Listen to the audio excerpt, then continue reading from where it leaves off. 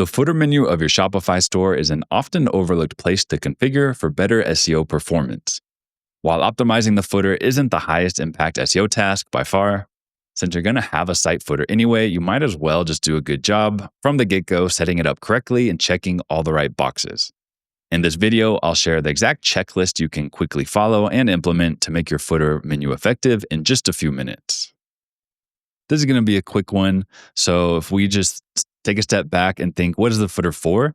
How I like to approach it is the footer is just a way to provide access to important site pages without those links taking up a lot of that valuable real estate above the fold on your site. You don't want to just jam all the stuff in the main menu at the top of your store.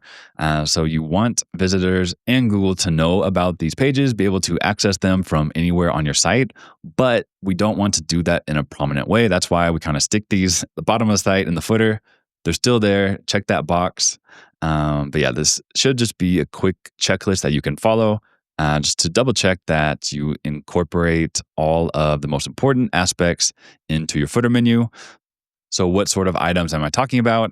Really here, linking to a list of your top collection. So not all your collections, but top handful of like your primary categories.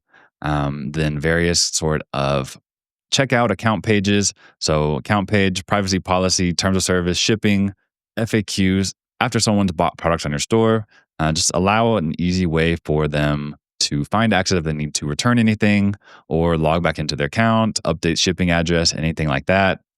Your about and contact pages, as well as social media. You don't want to take up a lot of that valuable real estate in your main menu. So that's why I recommend sticking these in your footer menu.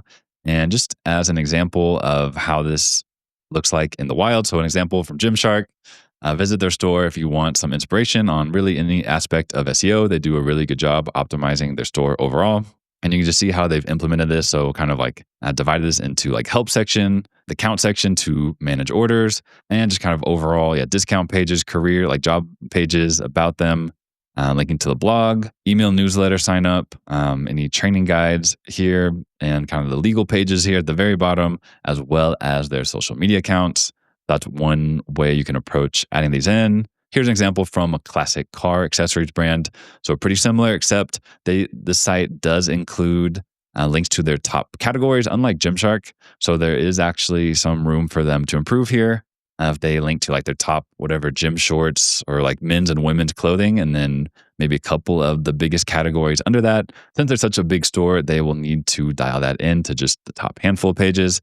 Here, it's a lot easier. It's a smaller store, like more kind of siloed off by the product types. And they really only sell these 5 types of products. So they link to all of them in their main menu, but also here in the footer as well. And they include information about the store, return policy, all that good stuff here in the bottom.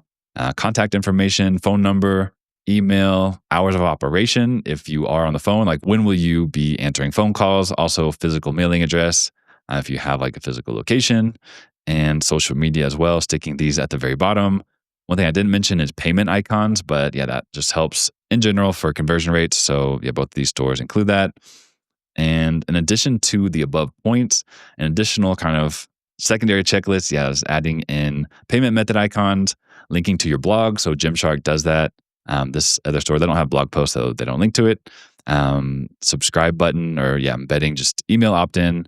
So someone can log in, probably going to have a low conversion rate, but doesn't hurt to just add that in, as well as your contact details. So you can add, link to your contact page in your main menu as well.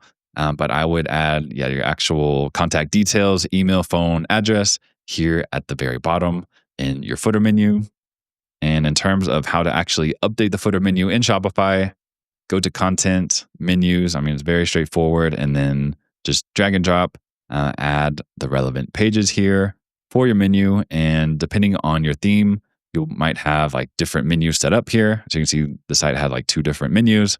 So just gets that set up and configured in your theme builder. And that really covers everything you need to know about updating your footer menu.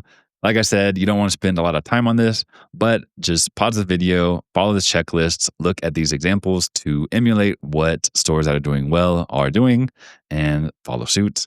Hope this video was helpful. If you want more quick wins for SEO, check the first link in the description below for a link to my full top 10 quick wins for Shopify training document. And please subscribe to the channel for more updates and actionable Shopify SEO tips. Thanks again for watching, and see you in the next one.